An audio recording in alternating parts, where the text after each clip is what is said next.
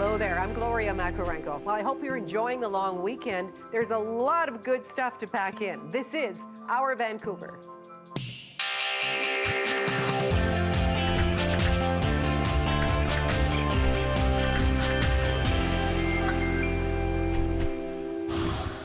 Coming up, what Canadian scientists are learning about how whales are adapting to rapidly changing oceans. And the best barbecue to pair with brews. But first, the summer festival that aims to explore our inner and our outer climate.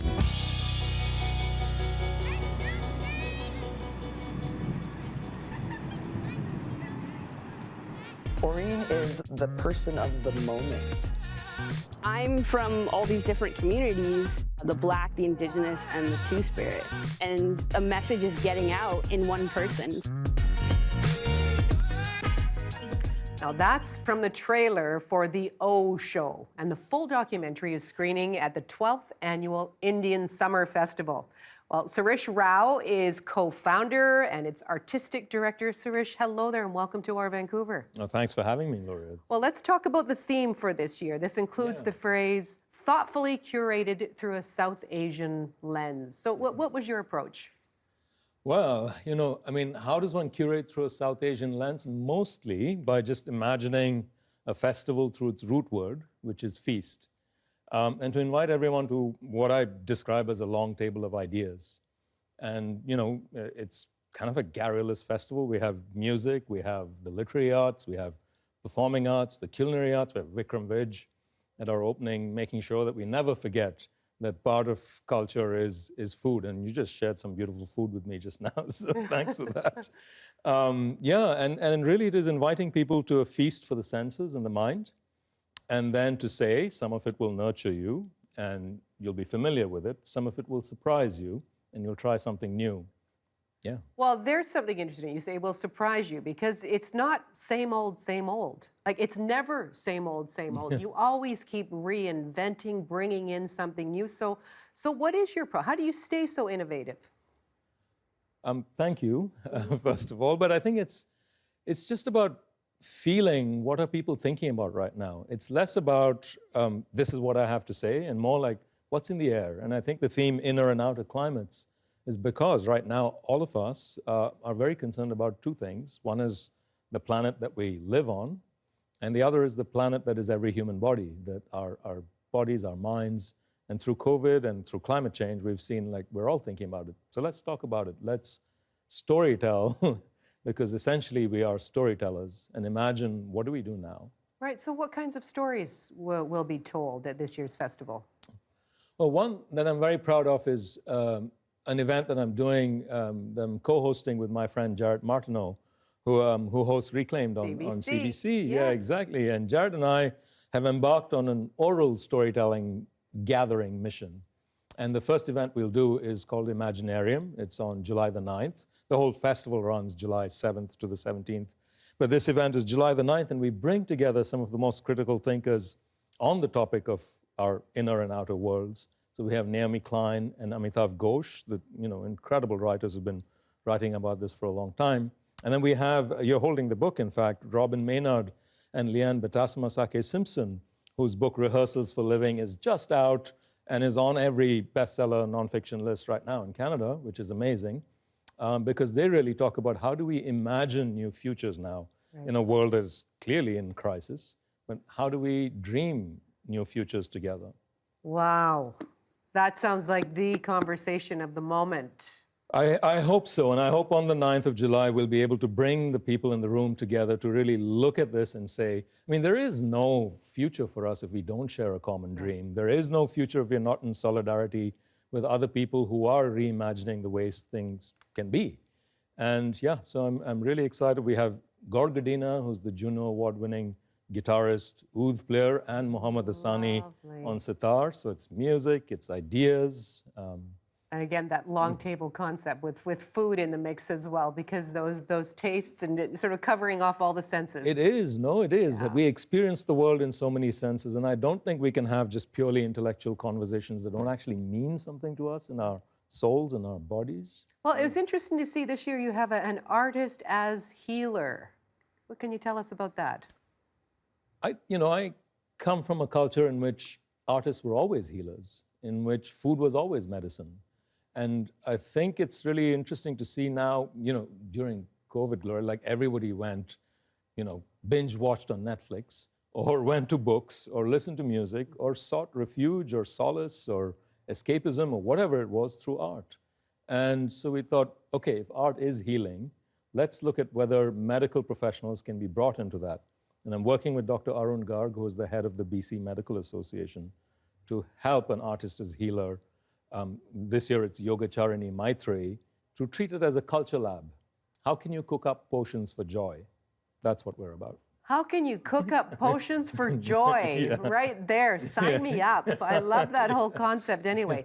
Now this is not even weather permitting. You've got an indoor-outdoor kind of a scenario on Granville Island. Where can people go? Well, the theme is inner and outer climates, and we have an indoor and outdoor space. Most of our festival is centered around performance works on Granville Island, but we have outdoor events on the park in Rowan Basford Park, by the amphitheater, the public market courtyard. In fact, one of the things that I really want people to know about is there's a lot of focus at this year's festival on mushrooms. Oh. People have been thinking about mushrooms like never before. Tarun Nair, who used to head the band Delhi to Dublin, has been putting bioelectrodes into mushrooms, checking their bioelectricity and turning that into a synth that helps you hear what a mushroom might sing like. I love that idea. Yeah. Oh my goodness. Yeah. Okay, and it's been so wet as well. It's been ideal temperatures for. It's time to hear what the chanterelles have to say. And not only will Tarun do that, there'll be a sitar player, Sharanjit Singh Mann, responding to the mushroom. So it's a human mushroom duet. I've got to hear that for myself. Well, listen, it sounds like fun. It sounds like you're going to be exploring a lot of really interesting territories. All the best, and may the sun shine on our Indian summer. Thank you so much. Hi, I'm Kelsey, and this is our Vancouver. All right, this is time for one of our favorite features where we get to showcase some of the photographs that are sent in by you, our audience, and we'll start with this one, West Van's White Cliff Park. It looks so picturesque in this photograph by Philip Tran. No, those are not seals in the background, he writes. They are local divers. Philip, thank you so much for that. Minta Sherritt captured this trio at Tsawwassen Boundary Bay at sunset. Just gorgeous, thank you. And finally, Michelle Bacon snapped this shot of a spruce grouse that she named Bruce. She said she would go up a logging road in the Merritt area and call him, and Bruce would just come out of the bush and spend some time with her. That is just amazing, and Bruce is gorgeous. Thank you. So keep those photographs coming. You can email us your favorite photos. Just send them to bcphotos@cbc.ca. That's bcphotos@cbc.ca. And coming up, a year after Lytton burned, Johanna Wagstaffe looks at why the village is one of the hottest places in the country.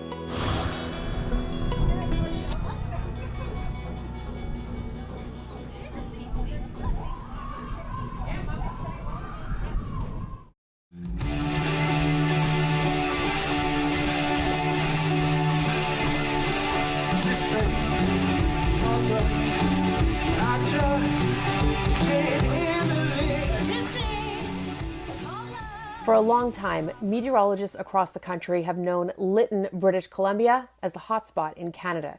The tiny village set a national heat record of 49.6 degrees on June 29, 2021. But Lytton is consistently one of the hottest places in the country. In fact, the mercury exceeds the 30-degree mark on average 80 times during the summer.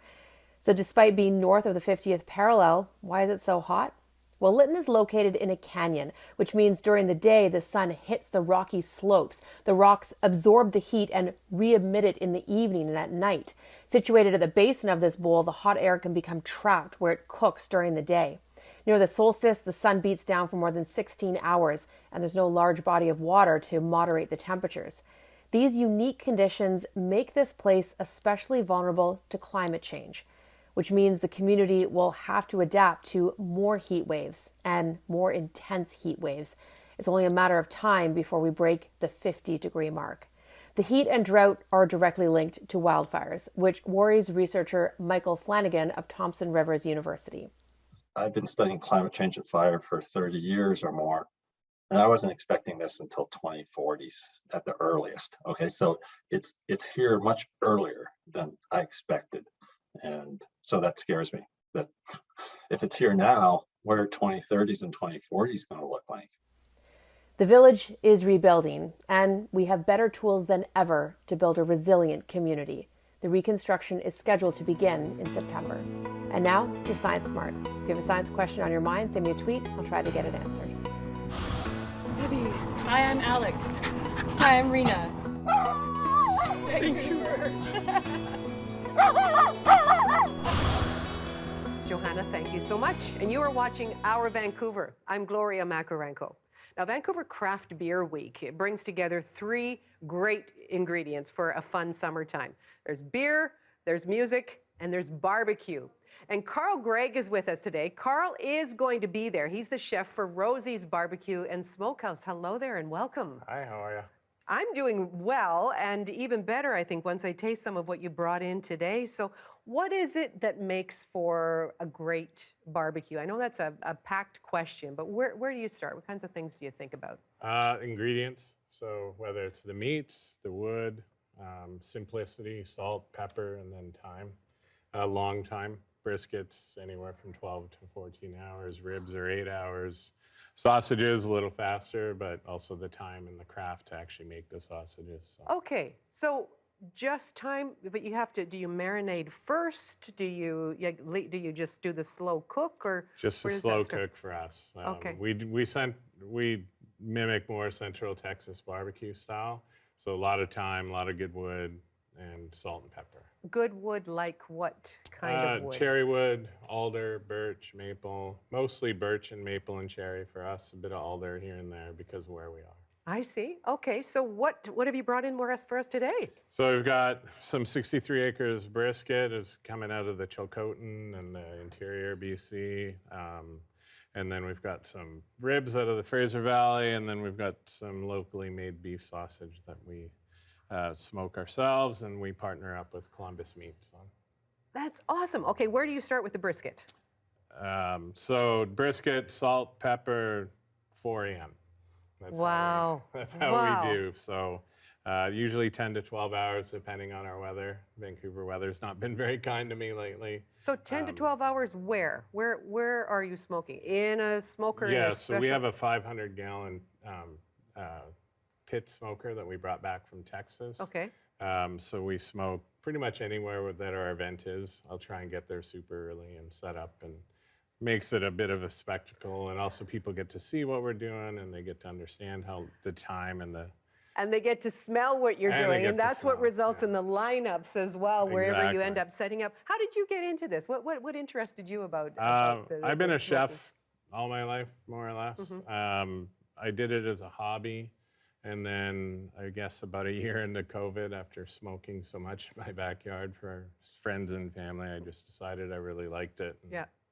Here we are. Okay, so you've got the brisket. That's been smoked for 14 hours, let's just say. And then slice it fairly thick. Yeah. Fairly thick. Now, how would you serve something like this? Usually just straight up with some good sides, like coleslaws, potato salads, mac and cheese salad is a thing that we do for the summer because it's not hot. Yeah. But it's like mac and cheese. Okay. Okay. Are you going to prepare something for me here, or yeah, I'll get some cut up for you here.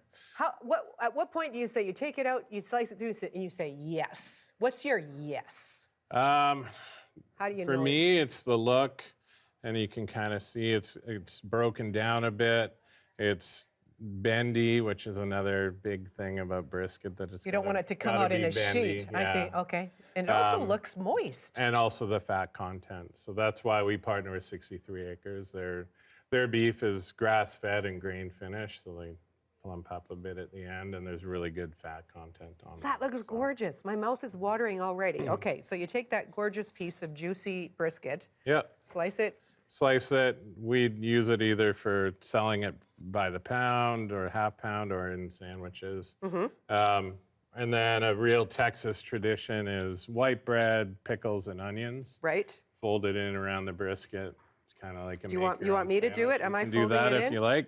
Okay, so I'm just putting all of this on here, folding it all Yeah, in. a Is that couple kind pieces and a little bit of pickle, a little bit of onion. Okay, wait a second. What's this bright color here? What So are we these looking are at? Kool-Aid pickles. We take garlic dill pickles, we slice them by hand, and then we take the brine and we add cherry Kool-Aid and sugar. Really? So it's a little bit vinegar, a little bit sweet, which works great with the fattiness of any of the meats that you're seeing. No, that's something you see in a lot of different types of food, right? It's something a little bit A acidic. little bit of vinegar to balance out So the have I fat. done a good job there? Yeah, does it that, looks does that great. kind of work? And then I just Yeah. fold it in? Little lean in there, and then Wow. you're good to go. I want to still keep talking. Why don't you start explaining the ribs, Sure. and I'll take a bite of this. So we get our ribs out of the Fraser Valley. We, again, same Wait a thing. second. This Okay. is delicious. Good? This is so good. That's great. But I mean, I'm getting a little bit the juicy sort of Mm-hmm. fattiness of it, but I just got a bit of the pickle too. Sorry, I'm talking with my mouth don't be full. sorry, You it's fine. keep talking about the ribs, please. So the ribs, same idea, salt and pepper, apple cider vinegar sprayed on them to keep them moist, and just until they start to bend and break is what we're looking for. What kind of ribs? So these are St. Louis pork rib. Pork Yeah. back ribs, side It's off ribs? the side rib. Pork side ribs, okay. And is there a particular reason you choose that? They're very even, as you can see. Mm-hmm. The size, the thickness is really even. Mm-hmm. They don't taper, so from one side to the other, the rib's going to be cooked pretty much the same across. So Okay, and what do you serve with ribs? Nothing, just the way they are. Can I just pick it up Yeah, with my just fingers? your fingers. Just like that. Oh, look at that. It just fell right off the bone. Yeah, perfect. That's And gotta there's be a bunch another- of pink in there from the salt and pepper and the smoke as well. That's another aha moment. You It got is it. You another got it. It's aha like, moment. yes, You got yes. It's even warm. Mm-hmm. This is gorgeous. Okay, how do you approach the sausages? So sausage, we have a custom make. We use ground beef, a natural casing, and then we smoke them more or less, not to order, but we smoke them in smaller batches. So through the day, as we're doing service, they're coming out fresher. You want to see that red ring around them, and then you know that the smoke's got in there the way we want. Fantastic. And then the flavor is going to be great. What are some of your popular must-haves when people are coming? You probably have brought them in here. Definitely the brisket. Yeah. Ribs are huge. We also make a Ribs are jalapeno and gorgeous. cheese sausage ourselves. That's super popular. And then most of our handhelds are really popular because people can, pick what they want, have it on a sandwich, and head out. It's gorgeous, but okay, we can't forget what goes with it. We are talking about a beer celebration here as well. Favorite brew to have with your ribs or your brisket? For me, it's something from Parkside, like Pilsner and nice, light and crisp. Mm-hmm. The collaboration beer that we've done with that Vancouver Craft Beer Week has done is going to be great with all the barbecue as well. It's super summery, light and crisp, really cold. Beautiful. I'm not going to crack one of those right now, but thank you so much for bringing in You're these welcome. amazing tastes, and have a great time. Thanks for having us in. Every few weeks in a deep sleep, my bad habits keep on catching. If you want to go and see some live music, 4 Canadian acts are performing 2 days at the P&E for the VCBW Craft Beer and Music Festival. On Saturday, July 9th, Vancouver pop crooner Titus Bank shares the stage with Toronto reggae ska band Bedouin Soundclash. And you get a piece of me, but I get an empty head. And all of the pieces fit, but that big picture's wrong. And it's something only I'll ever know. And then Half Moon Run, an indie rock band from Montreal, plays the Beer and Music Festival at the P&E Sunday, July 10th with Nova Scotia DJ Scratch Bastid. Hey, I'm Grant Lawrence here with some huge news for you. We have officially declared the winners in CBC Music's Toyota Searchlight 2022. That's our annual hunt for Canada's best undiscovered musical talent. And yes, I said winners plural. Our judges have chosen 4 runners-up and 1 grand prize winner. Before we get to this year's champion, let's check out those 4 runners-up, all of whom win great prizes. I miss every mess I thought we made, miss every dress I wore to bed when we stayed up too late and woke up on the floor. Story a shade and I project it on the wall. Pretended to be part of them, I always wanted all. I know it could be better if I gave you back your sweater. We'd start talking about the weather. Then maybe you'd see me looking better than your memory, like the storm inside your daydreams. I want you, and I want you to know that I love you for the rest of my life, and I can't wait for the day to arrive. We all wanna be younger, but I wish we were older. I wish we were older. Hey, in my own lane, never been slipping and it won't change. Do my own thing. If you're trying to win me over, it's the wrong game. Right where I need to be. I hear the echoes trying to get to me. They calling out my name. They calling out my name. Oh, I gotta throw it out the window. Know that you can't hide from me now. It's been real from the get-go, and I'ma keep on rising.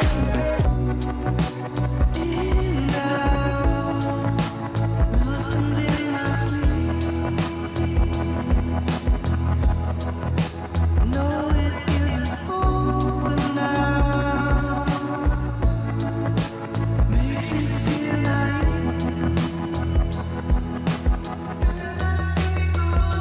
falls in love again. Wanna make believe now. There you go. Those are the 4 Canadian artists our judges have chosen as the runners-up of CBC Music's Toyota Searchlight 2022. For making it into the winner's circle, all 4 have won studio time, new musical instruments from Long & McQuaid, and a mentor meeting at CMI, Canada's music incubator. Congratulations to all 4.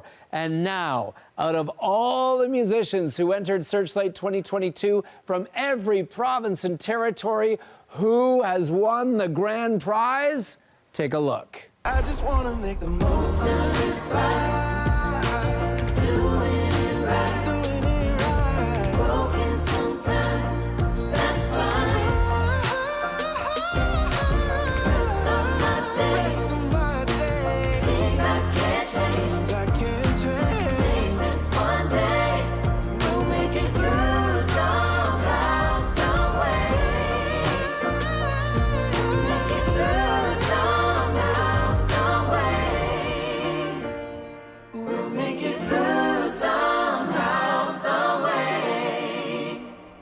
Yes, that is Chad Price, a self-made musician from London, Ontario, who has won it all in Searchlight 2022 on the strength of that beautiful and uplifting song, Somehow, Some Way. Chad has already made many inroads in the biz all on his own.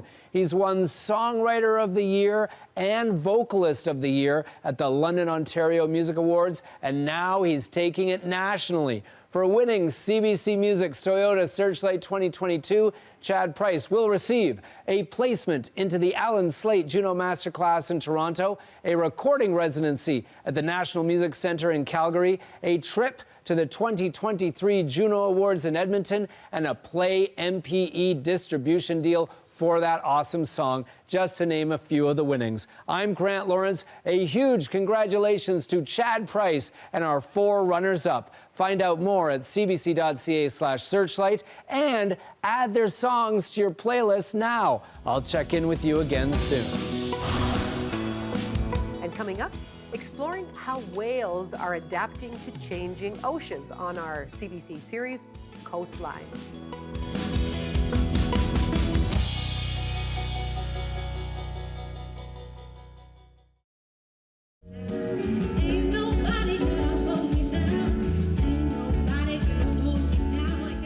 Welcome back to Our Vancouver. I'm Gloria Makarenko.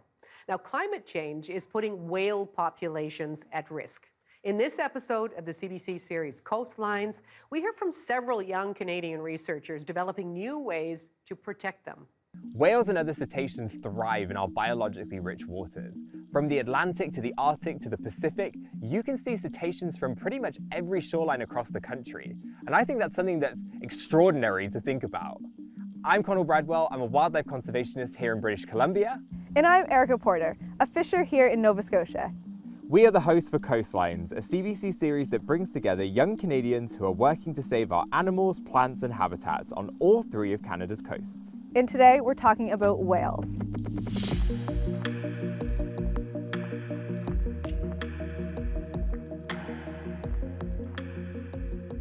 With Canada having the largest coastline on Earth, it isn't any wonder that we have the largest animals, whales. North Atlantic right whale is a whale, so it's huge. Being up close to them, it's such a special feeling. This is Delphine, an assistant scientist at the Canadian Whale Institute. Each summer, she spends time out on the research boat conducting surveys and gathering information to try to uncover the mysteries that surround these enormous whales. On a typical day on the water, we'll collect photographs to know which individual whales are on the water, who are we seeing, and we'll also collect oceanographic data. We'll focus on which species they're feeding on, and that allows us to get a clearer picture of what habitats the whales might be looking for. I have so many questions. So what did they learn? What we learned was that right whales, for example, are on the Scotian shelf nearly year-round. This is so important because throughout the North Atlantic right whale's habitat, there are a lot of overlaps and conflicts with human activities. These include shipping lanes, where the whales could travel through and get hit by boats, or fishing areas where they risk entanglements. Delphine and her team need to know where this conflict is most likely happening, so they can try to solve it. But this is becoming more and more difficult despite industry support. Since 2010, there's been a shift in their distribution. And that means that in the areas that we were protecting them, they're not there, so they're not being protected. And that's in part due to a shift in their food. That's a direct example of climate change in action. The climate crisis is forcing right whales to change their movement. And they're not the only cetacean that's doing this. Up in the Arctic, Katie Florco is investigating how the unicorns of the ocean, better known as narwhals, are getting on. I am part of a collaborative team that is working together to understand a region called the Last Ice Area at the tip of northern Ellesmere Island. Her research is in a really remote part of Nunavut. While local Inuit knowledge holders know a lot about narwhals near their homes, there's still important data to be collected for Western science too. So Katie and her team travelled north to survey for marine mammals. We brought with us a normal DSLR camera that was taking photos every couple of seconds. And we also brought an infrared video camera, hoping to pick up, seals that are blending in on the sea ice. But they found a surprise, narwhals. Some of the farthest northern records of narwhals ever, and they were pretty excited about it.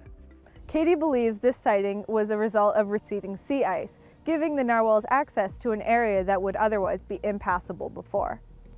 Studying these narwhals wasn't the only thing they discovered, though.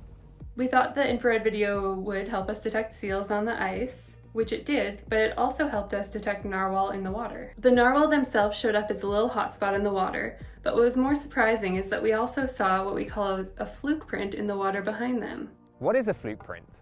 It's a patch of calm water left behind on the surface. It's usually formed by a passing cetacean, kind of like a footprint. Tracking a species like the narwhal that are so elusive is a major challenge, and any advancement in technology is a big deal. This is amazing that despite all the challenges facing these animals, they're still finding ways of surprising us.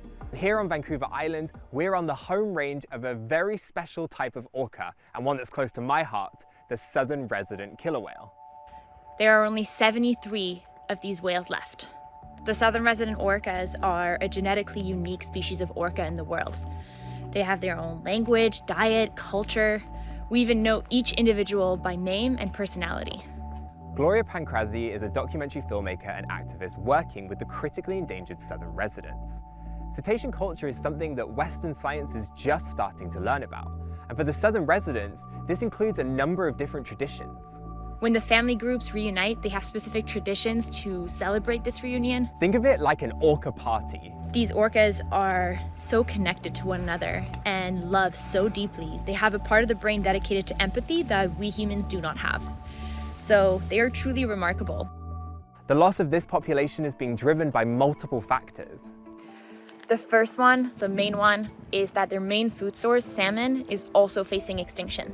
So the orcas are essentially starving to death.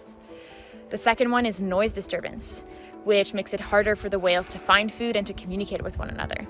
And the third one is toxins and pollutants. All these are connected to the climate crisis. Yep, climate change. And like Gloria mentioned, the southern residents' main food source is declining.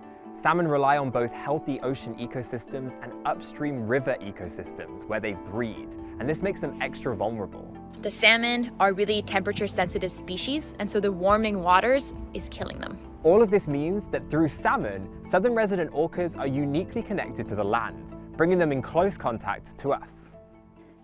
You can probably feel just how interconnected this all is. And so I hope that with my work, I can help get real systemic change.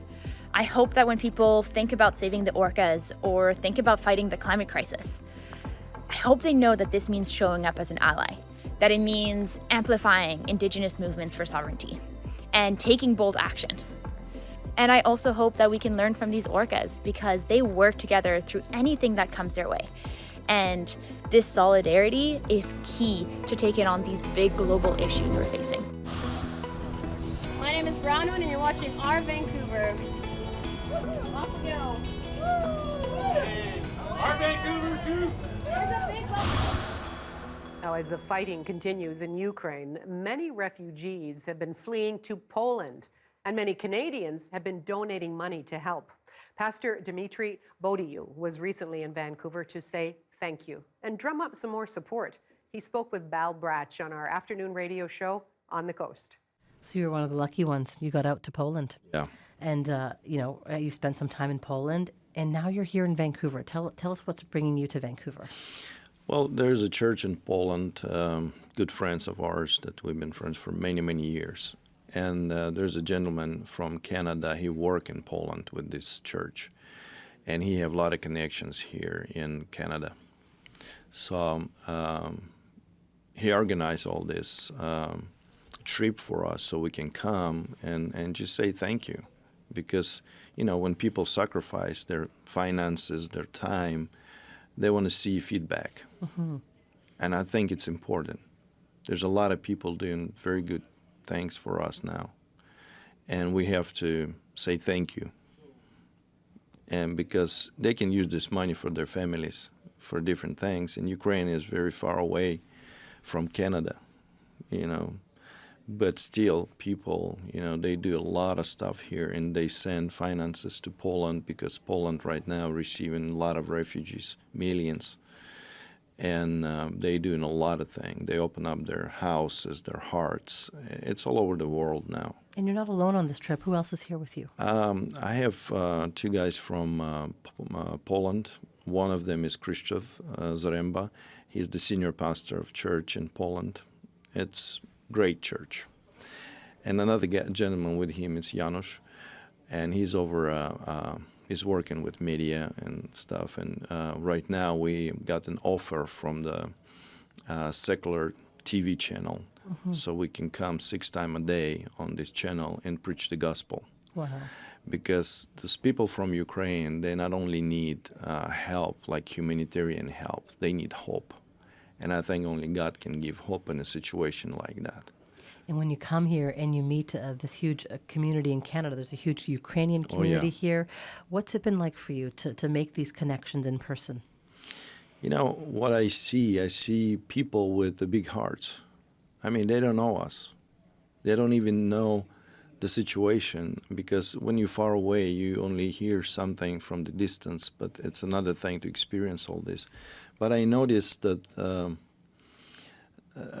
the church, especially, and Christians, we all one church. It doesn't matter what kind of denomination you are. In the situation like that, people open up, and they help, Christian, non-Christian, nobody cares, we just help each other. And I'm very grateful to see those people, how they love Ukraine that is far, far away. Yeah, and you said, that it doesn't matter, we just don't understand the situation there. Is there anything else you want to tell us to help us understand just how dire the situation is? I heard a statistic this morning saying 1/3 of the Ukrainian population has just fled the country. Yeah, well, people scatter everywhere, and they don't know what to do, because Especially, I'm from the southeast part of Ukraine, and this part is, most of the cities are ruined. Just decimated, yeah. There's nothing there anymore. Plus another thing, a lot of people, they lost their relatives, their friends, their children. I get phone calls pretty much every other day from my friends that got lost their child, or one of our elders from our church, their son was in Ukrainian military. He was killed 9 days ago. Wow. So it's a sad thing, and it's a reality. I mean, some people say, well, maybe the news is not exactly correct. I don't have to listen news. I see this with my own eyes. I know those people are dead now. So it's a disaster. And a lot of people, you know, right now, they don't know where to go, how to live their life. So I think when the war will be ended, it's going to be a lot of work there in Ukraine to bring this country together and help those people. And give them hope, as you mentioned earlier. Can you talk a little bit about how the donations are being used in Poland to help resettle some of these families? Well, finances that come, because Poland received the majority of refugees. They don't even call them refugees, they call them guests. You know. And there's some centers up there. Some of them hold 3,000 to 5,000 people under one roof. Wow. And those people need food and sometimes clothes. And some of the people, the churches help to rent the houses, apartments for them, for families, help them travel, fix some paperwork and stuff like that. So it's a lot of work inside of Ukraine. And I mean, outside of Ukraine in Poland. But there's a lot of work in the Ukraine also. So they've been sending food, you know, truckloads to different areas of the Ukraine, clothes, medicine, and it's just constant work. Coming up, marking the 25th anniversary of the Hong Kong handover with a historian from UBC.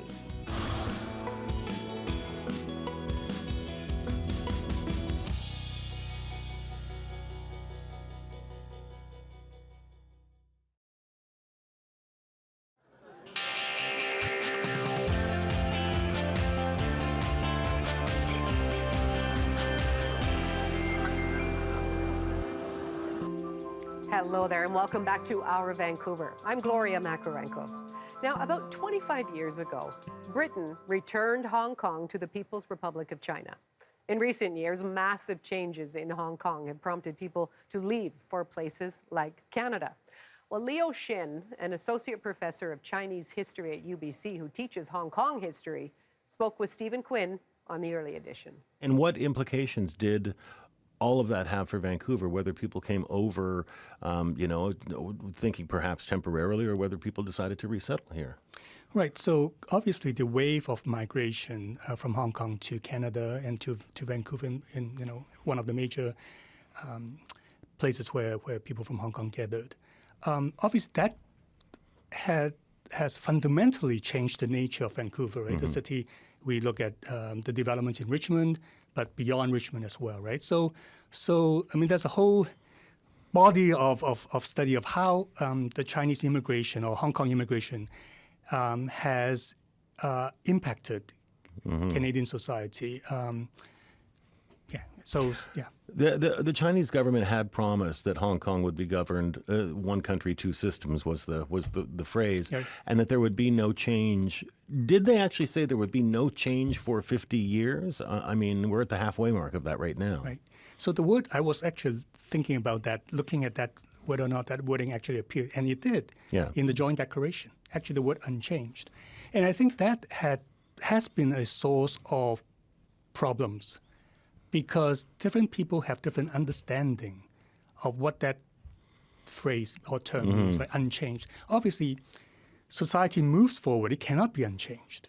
So again, different interpretations. Some people, okay, the legal system would remain unchanged, the capitalist system would remain unchanged, but there was a part that people were hoping that would change, which was Hong Kong would become more democratic, that the government in Hong Kong would be accountable for its people, to its people.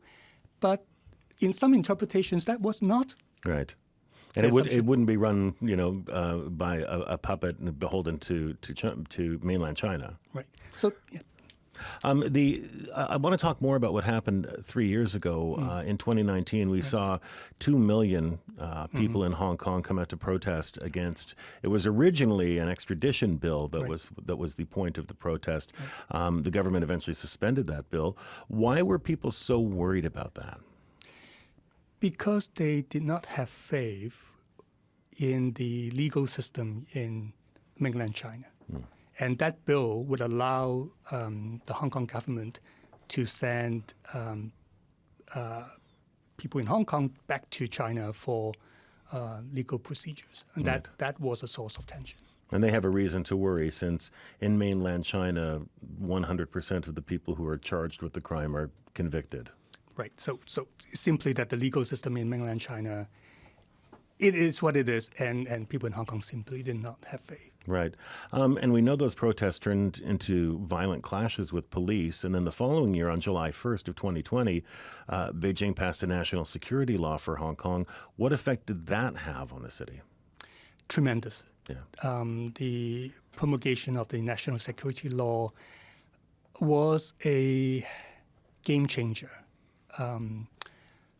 Hundreds, if not more, of civil servants and duly elected local legislators, civil district councillors, they had to resign because they refused, or in part because they refused to take an oath of allegiance.